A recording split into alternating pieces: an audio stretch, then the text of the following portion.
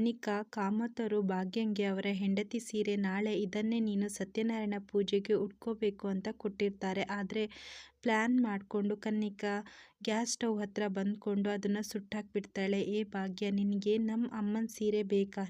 ನಾಳೆ ನೀನು ಉಟ್ಕೊಳ್ತೀಯ, ಇದನ್ನ ಹೇಗೆ ಉಟ್ಕೊಳ್ತೀಯ ಅಂತ ನಾನು ಕೂಡ ನೋಡೇ ಬಿಡ್ತೀನಿ ಅಂತ ಕನ್ನಿಕಾ ಆ ಸೀರೆನ ನೋಡಿಕೊಂಡು ನಗ್ತಾ ಇರ್ತಾಳೆ. ಆಗ ಅಲ್ಲಿಗೆ ಯಾರೋ ಬರ್ತಾ ಇರುವ ಸೌಂಡ್ ಕೇಳಿಸ್ಕೊಂಡು ಪಟ್ಟನೆ ಆ ಸೀರೆನ ಹಾಗೆ ಮಡಚಿ ಇಟ್ಬಿಡ್ತಾಳೆ. ಆಗ ವಾರಿಜ ಅಲ್ಲಿಗೆ ಬಂದುಬಿಡ್ತಾಳೆ.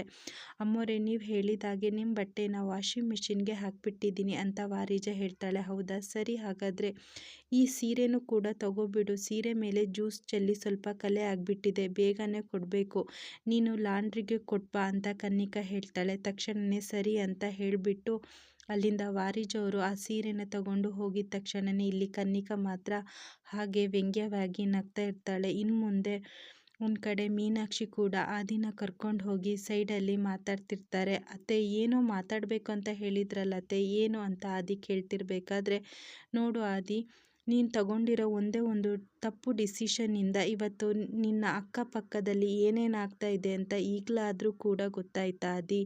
ಯಾಕಾದಿ ನಮ್ಮ ಮಾತನ್ನ ಅಷ್ಟೊಂದು ಕೂಡ ನೆಗ್ಲೆಕ್ಟ್ ಆಗಿ ತಗೊಳ್ತಾ ಇದ್ದೆ? ದೊಡ್ಡ ತಪ್ಪಲ್ಲ, ನೀನು ಯಾಕೆ ಮಾಡಿದೆ ಅಂತ ಮೀನಾಕ್ಷಿ ಬೈತಿರ್ಬೇಕಾದ್ರೆ, ಅತ್ತೆ ಕೂಲ್ ಡೌನ್ ಅತ್ತೆ, ಯಾಕೆ ಇಷ್ಟೊಂದು ರೈಸ್ ಆಗ್ತಿದ್ದೀರಾ? ನೋಡಿ, ಯಾವ ತಪ್ಪನ್ನು ಕೂಡ ಆಗಿಲ್ಲ. ಅಪ್ಪ ಹೇಳಿದಾರಲ್ಲ ತಾನೇ ಎಲ್ಲನೂ ಕೂಡ ಸರಿ ಮಾಡ್ತೀನಿ ಅಂತ. ಅದೂ ಅಲ್ಲದೆ ನನ್ನ ಚಾಯ್ಸ್ ಏನು ಅಂತ ನಿಮಗೆ ಚೆನ್ನಾಗಿ ಗೊತ್ತು ಅತ್ತೆ. ನನ್ನ ಚಾಯ್ಸ್ ಯಾವಾಗಲೂ ಕೂಡ ರೈಟ್ ಆಗಿಯೇ ಇರುತ್ತೆ ಅಂತ ತಪ್ಪಾಗೋಕ್ಕೆ ಸಾಧ್ಯನೇ ಇಲ್ಲ.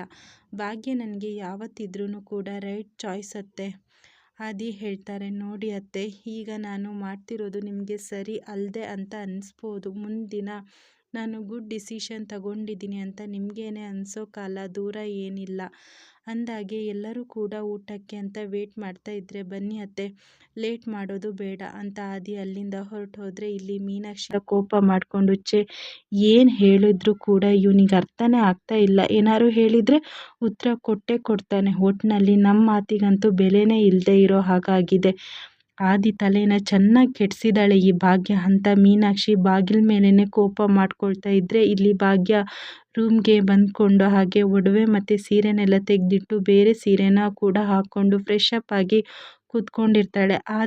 ದಿನೂ ಅಲ್ಲಿಗೆ ಬಂದು ಫ್ರೆಶ್ ಅಪ್ ಆಗಿ ಇಬ್ಬರು ಕೂಡ ಕೆಳಗೆ ಬರ್ತಾರೆ. ಹೋ ಬಂದ್ಯಾ ಭಾಗ್ಯ, ಬಾರಮ್ಮ ಕುತ್ಕೊಳ್ಳಮ್ಮ, ನೋಡು ಈ ಮನೇಲಿ ನಿನಗೆ ಮೊದಲನೇ ಊಟ, ನಿನ್ನ ಥರ ಕೈ ರುಚಿ ಇಲ್ಲದೆ ಇರ್ಬೋದು, ಆದರೆ ಏನನ್ನು ಕೂಡ ಅನ್ಕೋಬೇಡ, ನಾಳೆಯಿಂದ ನಮ್ಮೆಲ್ಲರಿಗೂ ಕೂಡ ನಿನ್ನ ಕೈ ರುಚಿನೇ ಕೊಡಬೇಕು, ಆ ಸೌಭಾಗ್ಯ ಇನ್ಮೇಲೆ ಡೈಲಿಯಾಗಿ ಸಿಗುತ್ತೆ, ಏನಂತೀಯಮ್ಮ ಅಂತ ಕಾಮತ್ ಹೇಳ್ತಿರ್ಬೇಕಾದ್ರೆ, ಅಯ್ಯೋ ಮಾವ, ಅದಕ್ಕೆ ನೀವು ಇಷ್ಟೊಂದು ಕೇಳ್ಕೋಬೇಕಾ ಮಾವ, ಡೈಲಿ ಇನ್ನು ಮುಂದೆ ಅಡುಗೆ ಕೆಲಸನ ನಾನೇ ನೋಡ್ಕೊಳ್ತೀನಿ ಮಾವ ಅಂತ ಭಾಗ್ಯ ಹೇಳ್ತಾ ಇರ್ತಾರೆ. ಆಗ ನಾನು ಹೇಳಿದ್ನಲ್ವ ಭಾಗ್ಯಕ್ಕ ಯಾವ ಮನೆಗೆ ಬರ್ತಾಳೋ ಆಗ ಅಡುಗೆ ಮನೆ ಜವಾಬ್ದಾರಿ ಅವಳದೇ ಅಂತ, ನಾನು ಹೇಳಿದಾಗೆ ಆಯಿತು ಅಲ್ವಾ ಮಾವ ಅಂತ ಪೂಜಾ ಹೇಳ್ತಿರ್ಬೇಕಾದ್ರೆ, ಹೌದು ಹೌದಮ್ಮ ಪೂಜಾ, ನಿಮ್ಮ ಅಕ್ಕ ಅಂತೂ ಫಸ್ಟ್ ಕ್ಲಾಸ್ ಆಗಿ ಅಡುಗೆ ಮಾಡ್ತಾಳೆ, ಹಾಗೇನೆ ನಾನು ಹೇಳ್ತಿರೋದು, ಎಷ್ಟೇ ಆದರೂ ಅವಳು ಇವಾಗ ಈ ಮನೆ ಹಿರಿ ಸೊಸೆ, ಅವಳು ನಮ್ಮ ಮನೆಯಲ್ಲೇ ಇದ್ದರೆ ಮೇಲೆ ಅವಳು ಕೈ ರುಚಿನ ಮಿಸ್ ಮಾಡ್ಕೊಳ್ಳೋಕ್ಕೆ ಆಗುತ್ತಮ್ಮ ಅಂತ ಕಾಮತ್ ಅವರು ಕೂಡ ಹೇಳ್ತಾ ಇದ್ರೆ, ಇಲ್ಲಿ ಭಾಗ್ಯ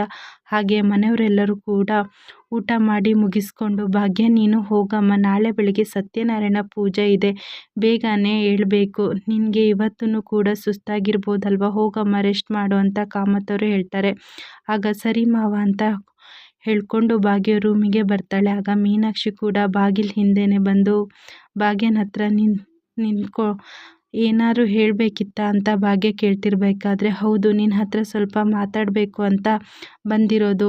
ನೋಡು ಭಾಗ್ಯ, ನಾನು ಡೈರೆಕ್ಟಾಗಿ ವಿಷಯಕ್ಕೆ ಬರ್ತೀನಿ. ಆದಿ ಚಿಕ್ಕ ವಯಸ್ಸಿನಿಂದಲೂ ತಾಯಿನ ಕಳ್ಕೊಂಡ, ನಾನು ಅವನನ್ನು ಸ್ವಂತ ಮಗನ ರೀತಿಲೇ ಬೆಳೆಸಿದ್ದೀನಿ. ಆದಿ ಚಿಕ್ಕ ವಯಸ್ಸಿನಿಂದಲೂ ಕೂಡ ಅವನು ತುಂಬಾ ಒದ್ದಾಟ ಪಟ್ಟಿದ್ದಾನೆ, ತುಂಬಾ ನೋವನ್ನು ಅನುಭವಿಸಿದ್ದಾನೆ. ಅವನು ನಿನ್ನನ್ನು ಪ್ರೀತಿಸಿ ಮದುವೆ ಆಗಿದ್ದಾನೆ, ಯಾಕಂದರೆ ಅವನು ಇನ್ನು ಮುಂದೆ ಆದರೂ ಕೂಡ ನಿನ್ನ ಜೊತೆಗೆ ಚೆನ್ನಾಗಿರಬೇಕು ಅನ್ನೋ ಒಂದೇ ಒಂದು ಕಾರಣಕ್ಕೋಸ್ಕರ ಅವನು ನಿನ್ನನ್ನು ಪ್ರೀತಿಸಿ ಮದುವೆ ಆಗಿರೋದು. ಆದರೆ ನಿಮ್ಮಿಬ್ರಿಗೂ ಕೂಡ ಇರೋ ಪ್ರಾಬ್ಲಮ್ ಒಂದೇ, ಅದೇನೆಂದರೆ ನಿನ್ನ ಫಾಸ್ಟ್ ಲೈಫ್. ಆದರೆ ನಿಮ್ಮ ಈಗಿನ ಮುಂದಿನ ಜೀವನಕ್ಕೆ ನಿನ್ನ ಫಾಸ್ಟ್ ಲೈಫ್ ಯಾವುದೇ ಕಾರಣಕ್ಕೂ ಅಡ್ಡನೇ ಬರಬಾರ್ದು. ನೋಡು, ಆದಿ ಜೊತೆ ಇನ್ನು ಮುಂದೆ ನೀನು ಚೆನ್ನಾಗಿ ಸಂಸಾರ ಮಾಡ್ಕೊಂಡಿರ್ತೀಯ ಅಂತ ನನಗೆ ಮಾತು ಕೊಡು ನೀನಂತ ಮೀನಾಕ್ಷಿ ತನ್ನ ಕೈ ಮುಂದೆ ಹಿಡಿತಿರ್ಬೇಕಾದ್ರೆ ಆಗ ಭಾಗ್ಯ ಮಾತ್ರ ಏನನ್ನು ಮಾತಾಡದೆ ಸುಮ್ಮನೆ ನಿಂತ್ಕೊಂಡಿರ್ತಾಳೆ. ಭಾಗ್ಯನ ನಿನಗೆ ಮಾತಾಡಿಸ್ತಾ ಇರೋದು, ಹೇಳು ಆದಿ ಜೊತೆಗೇನೆ ಚೆನ್ನಾಗಿ ಜೀವನ ನಡೆಸ್ಕೊಂಡು ಹೋಗ್ತೀನಿ ಅಂತ ನನಗೆ ಮಾತು ಕೊಡು. ನೀನು ಯಾವುದೇ ಕಾರಣಕ್ಕೂ ನಿನ್ನಿಂದ ಮತ್ತೆ ಆದಿ ಸಫರ್ ಆಗೋದು ನನಗೆ ಇಷ್ಟ ಇಲ್ಲ ಅಂತ ಮೀನಾಕ್ಷಿ ಹೇಳ್ತಿರ್ಬೇಕಾದ್ರೆ ಆಗ ಭಾಗ್ಯ ಮೀನಾಕ್ಷಿಗೆ ಕೈ ಮೇಲೇನೆ ಕೈ ಇಟ್ಟು, ನೋಡಿ ಮೇಡಮ್, ನೀವು ಅಂದ್ಕೊಂಡಿರೋ ಹಾಗೆ ಏನೂ ಆಗಲ್ಲ. ಆದಿಯವರಿಗೆ ನನ್ನಿಂದ ಯಾವುದೇ ತೊಂದರೆ ಕೂಡ ಆಗಲ್ಲ. ಅವರು ಇನ್ನು ಮುಂದೆ ಚೆನ್ನಾಗಿರೋ ಥರ ನೋಡ್ಕೊಳ್ಳೋ ಜವಾಬ್ದಾರಿ ನಂದು ಮೇಡಮ್, ನೀವು ನಿಶ್ಚಿಂತೆಯಾಗಿರಿ ಅಂತ ಭಾಗ್ಯ ಹೇಳಿದ ತಕ್ಷಣವೇ ಆಗ ಗುಡ್, ಹಾಗಾದರೆ ಒಳ್ಳೆಯದು ಅಂತ ಹೇಳಿ ಮೀನಾಕ್ಷಿ ಅಲ್ಲಿಂದ ಹೊರಟೋಗ್ತಾಳೆ. ಆಗ ಭಾಗ್ಯ ಸುಮ್ಮನೆ ಕೂತ್ಕೊಂಡಿರ್ತಾಳೆ. ಅಲ್ಲೇ ಬೆಡ್ ಮೇಲೆ ಈ ಕಡೆ ಆ ಕಡೆ ನೋಡಿಕೊಂಡು, ಯಾಕೋ ಮಕ್ಕಳು ತುಂಬಾ ನೆನಪಾಗ್ತಿದ್ದಾರೆ. ಒಂದು ದಿನಕ್ಕೂ ಮಕ್ಕಳನ್ನು ಬಿಟ್ಟು ನಾನು ಇರಲೇ ಇಲ್ಲ. ಪಾಪ ಏನು ಮಾಡ್ತಿರ್ಬೋದು ತನ್ಮಯ್, ಪಾಪ ಇನ್ನು ತನ್ವಿ ಏನು ಮಾಡ್ತಿರ್ಬೋದು ಅಂತ ನನ್ನ ಮೇಲೆ ತುಂಬಾ ಕೋಪ ಮಾಡ್ಕೊಂಡಿರ್ತಾಳೆ ಅಂತ ಅನಿಸುತ್ತೆ. ಇಲ್ಲಿ ಭಾಗ್ಯ ಮಕ್ಕಳ ಬಗ್ಗೆನೇ ಯೋಚನೆ ಮಾಡ್ತಾ ಇರ್ತಾಳೆ. ಅದಾದ ನಂತರ ಕುಸುಮಂಗೇನೋ ಕಾಲ್ ಮಾಡ್ತಾಳೆ. ಇಲ್ಲಿ ಕುಸುಮ ಅವರು ಮಾತ್ರ, ಅರೆ ಇದೇನಿದು ಭಾಗ್ಯ ಇಷ್ಟೊತ್ತಿಗೆ ಫೋನ್ ಮಾಡ್ತಿದ್ದಾಳಂತ ಯೋಚನೆ ಮಾಡಿಕೊಂಡು ಫೋನ್ ರಿಸೀವ್ ಮಾಡಿ, ಭಾಗ್ಯ ಏನು ಮಗಳೇ ಇಷ್ಟೊತ್ತಿನಲ್ಲಿ ಫೋನ್ ಮಾಡ್ತೀಯಲ್ಲ ಅಂತ ಕುಸುಮ ಅವರು ಕೇಳ್ತಾರೆ. ಅತ್ತೆ ಯಾಕೋ ಗುಂಡಣ್ಣ ತುಂಬ ನೆನಪಾಗ್ತಿದ್ದಾನೆ ಅತ್ತೆ ಅಂತ ಭಾಗ್ಯ ಹೇಳಬೇಕಾದ್ರೆ ಆಗ ಕುಸುಮ ಕೂಡ ಕಣ್ಣೀರು ಹಾಕ್ಕೊಂಡು, ಏನು ಭಾಗ್ಯ, ನಾನು ಹೇಳಿದ್ದೀನಿ ತಾನೇ ಇವತ್ತು ಫೋನ್ ಮಾಡಬಾರ್ದು, ಮಕ್ಕಳ ಜವಾಬ್ದಾರಿ ನಂದು ಅಂತ, ಮತ್ತೆ ಒಳ್ಳೆ ಚಿಕ್ಕ ಮಕ್ಕಳು ಥರ ನೀನು ಮಗನ ನೆನಪು ಮಾಡಿಕೊಂಡು ಅದು ಇಷ್ಟೊತ್ತಿಗೆ ಫೋನ್ ಮಾಡಿದೆಯಲ್ಲ ನೋಡು, ನೀನು ಏನೇನು ಯೋಚನೆ ಮಾಡಬೇಡ, ಅವನು ಊಟ ಮಾಡಿಕೊಂಡು ಮಲ್ಕೊಂಡಿದ್ದಾನೆ ಅಂತ ಕುಸುಮ ಅವರು ಹೇಳ್ತಾರೆ. ಅತ್ತೆ ಅದು ಅಂತ ಭಾಗ್ಯ ಹೇಳ್ತಿರ್ಬೇಕಾದ್ರೆ, ಅದು ಇಲ್ಲ ಇದು ಇಲ್ಲ, ಇಡು ಫೋನು ನೀನು ಅಂತ ಕುಸುಮ ಅವರು ಫೋನ್ ಕಟ್ ಮಾಡಿಬಿಟ್ರೆ ಇಲ್ಲಿ ಭಾಗ್ಯ ಕಣ್ಣೀರು ಹಾಕ್ಕೊಂಡು ಹಾಗೆ ಕೂತಿರ್ತಾಳೆ. ಅದನ್ನೆಲ್ಲ ಮಾತಾಡ್ನು ಕೂಡ ಇಲ್ಲಿ ಆದಿಯವರು ಬಾಗಿಲ ಹತ್ರನೇ ನಿಂತ್ಕೊಂಡು ಎಲ್ಲದನ್ನೂ ಕೂಡ ಕೇಳಿಸ್ಕೊಂಡಿರ್ತಾರೆ. ಭಾಗ್ಯ ಮಗನ ತನ್ಮಯನ ತುಂಬ ಮಿಸ್ ಮಾಡ್ಕೊಳ್ತಿದ್ದಾರೆ ಅಂತ ಅನ್ನಿಸ್ತಿದೆ ಅಂತ ಮನಸ್ಸಲ್ಲೇ ಯೋಚನೆ ಮಾಡಿಕೊಂಡು, ಭಾಗ್ಯ ಯಾಕೆ ಭಾಗ್ಯ ಏನಾಯಿತು ಅಂತ ಬಾಗಿಲು ಪಕ್ಕದಲ್ಲೇ ಬಂದು ಕೂತ್ಕೊಂಡು, ಏನಿಲ್ಲ ಆದಿಯವರೇ ಏನಿಲ್ಲ, ಈ ಜಾಗ ಹೊಸದಲ್ವಾ, ಸ್ವಲ್ಪ ಅನ್ಕಂಫರ್ಟೇಬಲ್ ಫೀಲ್ ಆಗ್ತಾ ಇದೆ ಅಷ್ಟೇ ಅಂತ ಆದಿ ಹೇಳಿದರೆ, ಸರಿ ಭಾಗ್ಯ ನೀವು ಏನನ್ನು ಕೂಡ ಯೋಚನೆ ಮಾಡಬೇಡಿ, ಒಂದು ನಿಮಿಷ ನಾನು ಬಂದೆ ಅಂತ ಆದಿ ಹೊರಗೆ ಹೊರಡ್ತಾನೆ.